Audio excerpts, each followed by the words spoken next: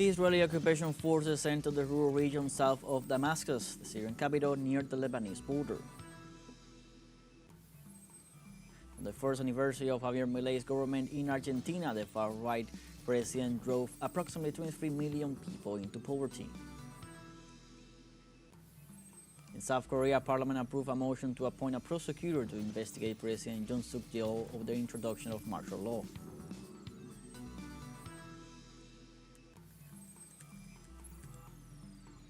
Hello, welcome to From the South. I'm Luis Alberto Matos from the teleSUR studios in Havana, Cuba. We begin with the news.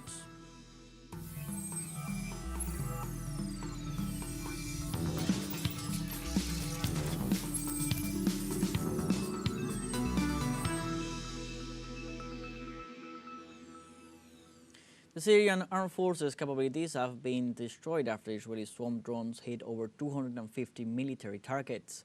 Israeli sources assure that their forces have mounted the largest air operation ever in the history of the Zionist regime. The targets of the airstrikes include Syrian Air Force fighter jets, anti-aircraft missile systems, weapons production and storage facilities. The Israeli swarm drones have hit the Kamishli air base in northeastern Syria, the Sinjar base in rural Homs, and the Aqaba airport southwest of Damascus. Other shelling were further recorded in the port of Latakia with the aim of destroying Syrian naval forces.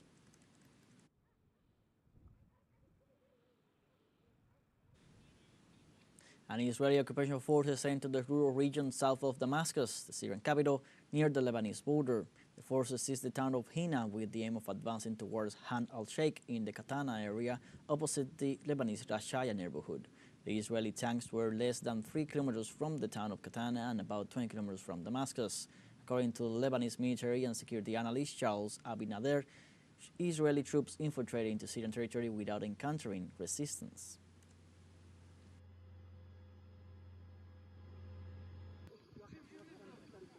And Mohammed al-Bashir, a key figure in the Hayat Tahrir al-Sham terrorist group, a local branch of al-Qaeda, announced his appointment as head of the Syrian caretaker government. Al-Bashir met to discuss the handover of executive power, in which his mandate will run until March 1, 2025. The appointment of the official implies a large influence on the Syrian government by the FTS terrorist group. Sources report that the decision was made after Monday's meeting between the FTS terrorist leader and Syrian Prime Minister Mohammed al-Halali. Mohammed al-Bashir, head of Syria's transitional government, is a politician and engineer who served as Minister of Development in the Government of Salvation during its 5th and 6th sessions. Later, the Shura General Council announced that he had received a majority vote of confidence to head the Council of Ministers in early 2024. Bashir is a key member of the Hayat Tahrir al-Sham terrorist group, an affiliate of the al-Qaeda organization.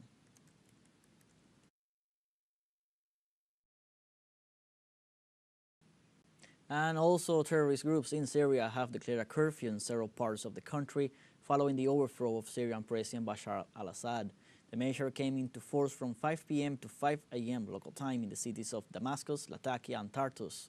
The terrorists warned the public that those who do not comply with their decision will be sentenced to 1 month in prison.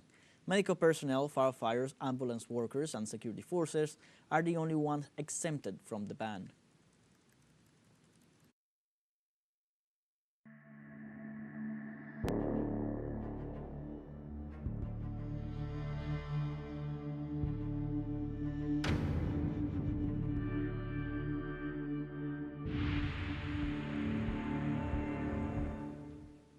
And Israeli occupation forces took the offensive against central and northern Gaza Strip, causing the death of over 30 Palestinians.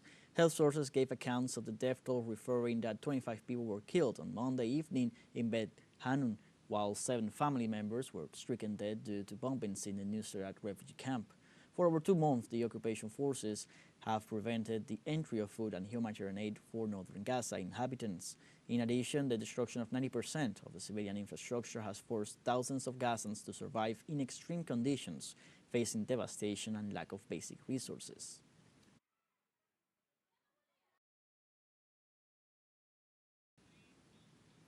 Meanwhile, the International Federation of Journalists has informed that as of December 10, 2024, 104 journalists have been killed worldwide.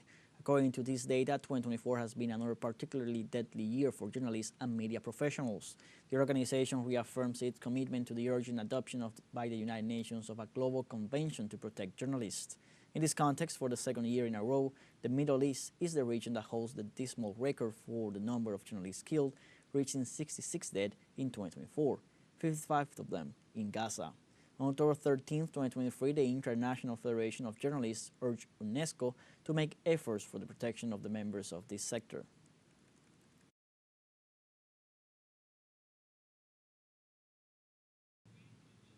Meanwhile, Israeli Prime Minister Benjamin Netanyahu arrived in court to testify as a defendant in criminal charges against him for 3 separate cases. Netanyahu will answer charges of fraud, breach of trust, and accepting bribes in 3 separate cases during his court appearances. He denies wrongdoing and says the charges are a witch hunt orchestrated by a hostile media and a biased legal system that seeks to overthrow him. Dozens of people gathered outside the court in Tel Aviv, some to protest against Netanyahu, including relatives of hostages held in Gaza. It will be the first time an Israeli prime minister testifies as a defendant in a criminal trial.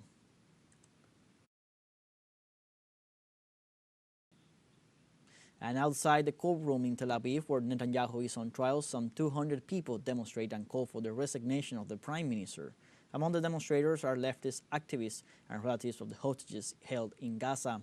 Many critics question whether the Israeli leader is capable of governing the country amidst his legal troubles, an international arrest warrant for war crimes in Gaza, and several war fronts that now include an invasion into Syrian territory.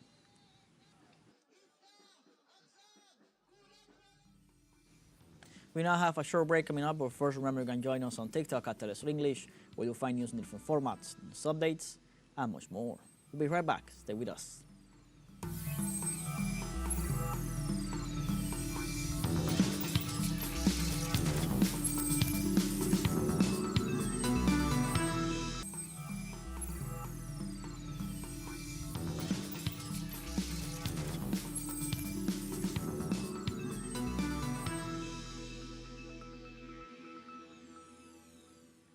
Welcome back. The president of Argentina, Javier Milei, during his first year in office, pursued economic adjustments, reaching the highest national budget attrition the nation has experienced in 25 years. The Ibero-American Center for Research in Science, Technology and Innovation accounted on a briefing the budget's depletion in this sector for over 30%, while the one for education fell by over 45% in comparisons to the 2020 and 2023 terms. Furthermore, the gross domestic product has been reduced below the minimum standard values, even lower than in the previous administration. State agencies have been affected, mainly in wages, generating a strong social rejection to Milei's policy, which has caused thousands of layoffs of public workers, closure of strategic companies, among other setbacks.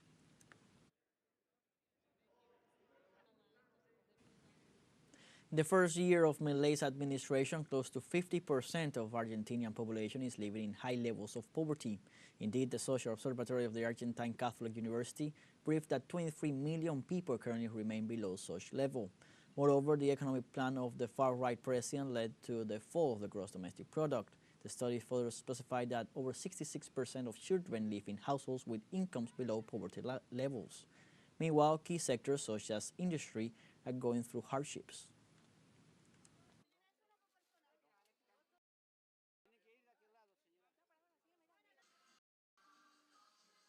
It is terrible, but today I have nothing to eat. I don't come every day, but when the spontaneous need arises, I say, phew, I don't have money, I don't have any. I have already asked for loans here and there. So I have to come here. They take care of me here. They give me food for the day. We used to cook 13 pots. Since Milei took over, we cook 28 pots, and there is not enough food. The government sends food for 1,800 rations. However, we distribute rations for 4,000 and 5,000 people on Mondays, Wednesdays, and Fridays. The group of priests of the Option for the Poor issued a statement on Monday accusing Argentine President Javier Milei of creating hunger among the population. Through a statement, the group affirmed that 1 year after Milei's government took over the executive power, the real winner was the concentrated economic power. They summarize the main problems of different groups that have been abandoned by the state, such as doctors, pensioners, universities, laid-off workers, and indigenous peoples and rural communities. 1 year after La Libertad Avanza assumed the presidency of the nation, the Social Observatory of the Argentine Catholic University revealed that 49.9% of the population is below the poverty line.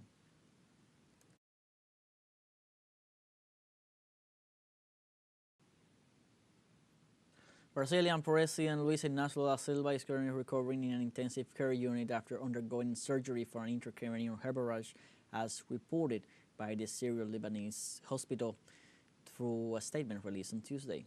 The statement informed the head of state went to a health facility for tests after feeling a headache, adding that the results of the subsequent MRI showed intracranial bleeding, product of a home accident. He was transferred to the Sao Paulo unit of the hospital, where a craniotomy was performed to drain the hematoma. The institution assured the surgery was performed without incident and the president is doing well. In this regard, the chief minister of the Brazilian government's Secretariat of Communication, Paulo Pimenta, assured that the post-operative operation rest period is usually 24 to 48 hours.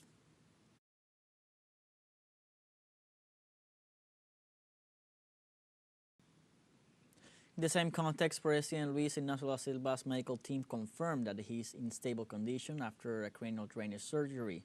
Let's listen to the coverage of our colleague Ignacio Lemus from Sao Paulo.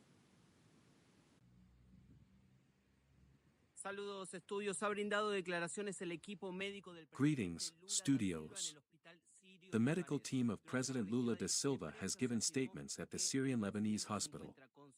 During a press conference, it was stated that the president is conscious, he eats, talks normally, and that he will not have sequelae of the surgery performed during this early morning at that hospital. During Monday's day, Lula had felt headaches and was later registered with the Syrian Lebanese hospital in Brasilia. An advance of a hemorrhage in his head, in the cranial region. Because of that, he was transferred to the Syrian Lebanese hospital in Sao Paulo, and here an operation was performed to drain that liquid from his head, to drain that hematoma. The truth is that the recovery of the Brazilian president is now advancing. He will remain, the doctors pointed out, under observation for the next few hours. He also made statements. The chief minister of the Brazilian Ministry of Communication, Paulo Pimenta, stated that President Lula da Silva was well and that this type of operation is a simple operation. He has about 24 to 48 hours of post-operative rest and maintenance of an observation situation for President Lula da Silva. So, everything is moving forward calmly, the doctors pointed out. And President Lula da Silva is stable after this surgery performed in the Syrian Lebanese hospital.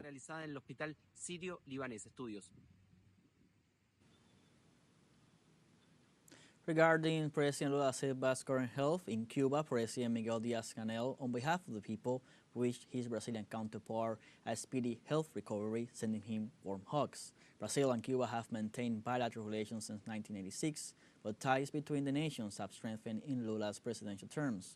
Cuba has allocated medical brigades to Brazil several times, while Brazil has invested in several economic sectors and social projects in Cuba.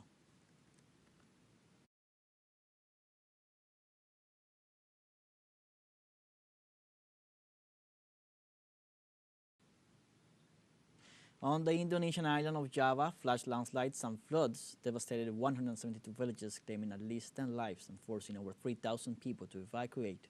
Indonesian rescuers pulled out 10 corpses in the most hit villages, including those of 3 children, while they continue searching for 2 missing villagers after the mudslides. Likewise, the disaster has destroyed 31 bridges, 81 roads, and 539 hectares of rice fields, while 1,170 houses have been flooded up to the roof. The local disaster management agency noted that severe weather conditions have damaged over 3,300 houses and buildings as well.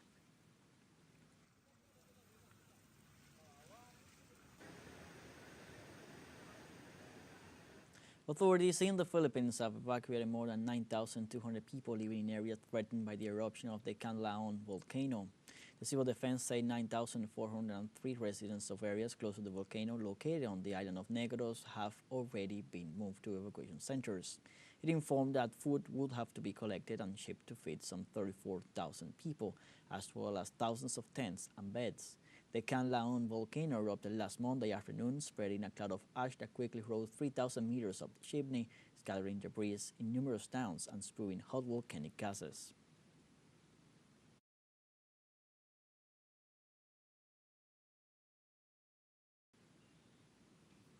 We now have a second short break coming up, but before we invite you to visit our YouTube channel at teleSUR English.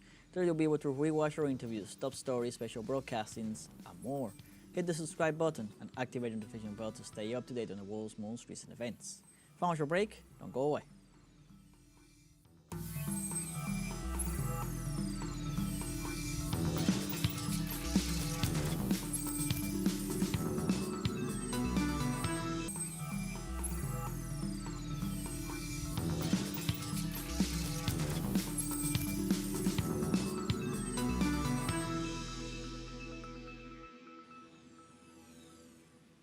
Welcome back. South Korea's parliament on Tuesday approved a motion to appoint a prosecutor to investigate President Yoon Suk-yeol over the introduction of martial law. The declaration of martial law, the first in more than 40 years, lasted only about 6 hours, but triggered large street protests. Yoon and his associates face criminal investigations and impeachment attempts. In this context, the Justice Ministry has also banned the president and 8 others from leaving the country. Likewise, former Defense Minister Kim Jong-hyun, who has been accused of recommending the martial law and sending troops to the National Assembly to prevent lawmakers from voting on it, has been detained since Sunday.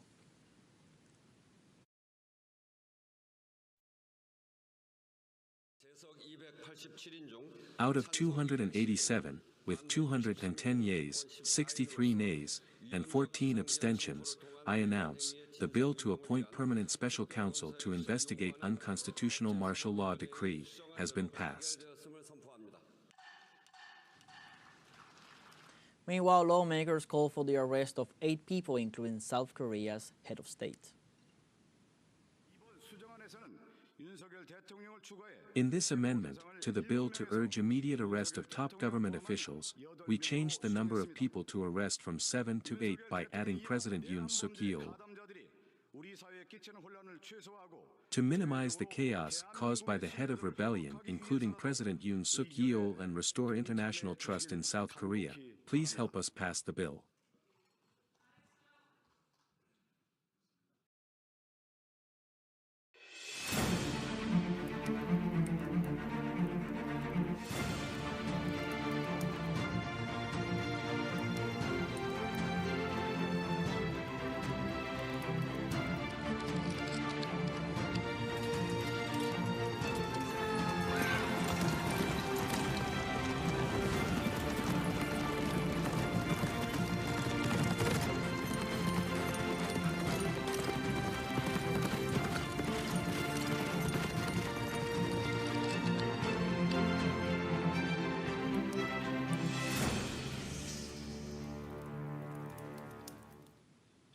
Venezuelan President Nicolas Maduro stated the victory of Ayacucho sealed the liberation of Latin America from 3 centuries of colonialism.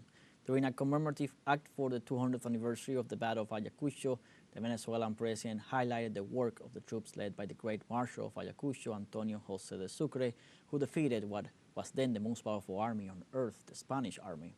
President Maduro also stated that this victory defined the destiny of the coming years for the Americas and its free and independent peoples. At the same time, he emphasized that the struggle for the defense of the freedom granted to us is extremely important in these years where imperialism seeks to destroy what was achieved with the liberation struggle.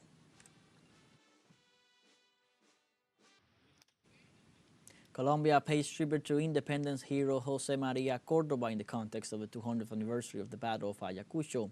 The authorities and members of the armed forces gathered near the mausoleum where the remains of José María Córdoba rest in the municipality of Rio Negro, Antioquia. After the commemorative act, the officials laid a wreath at the tomb of Córdoba.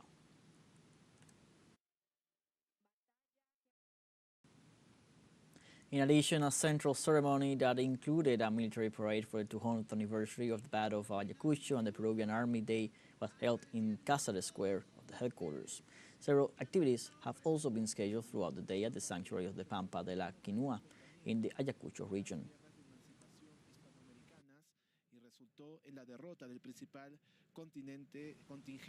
And in Nicaragua, President Daniel Ortega, along with various authorities of the country, attended the 29th graduation of officers of the Center for Higher Military Studies, General Jose Dolores Estrada Vado.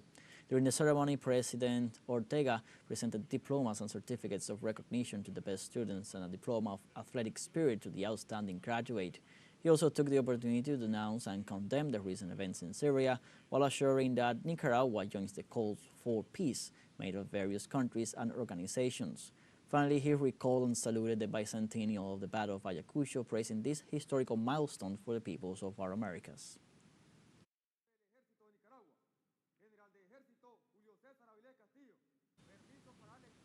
We have come to the end of this news brief. You can find these and many other stories on our website, telesurenglish.net.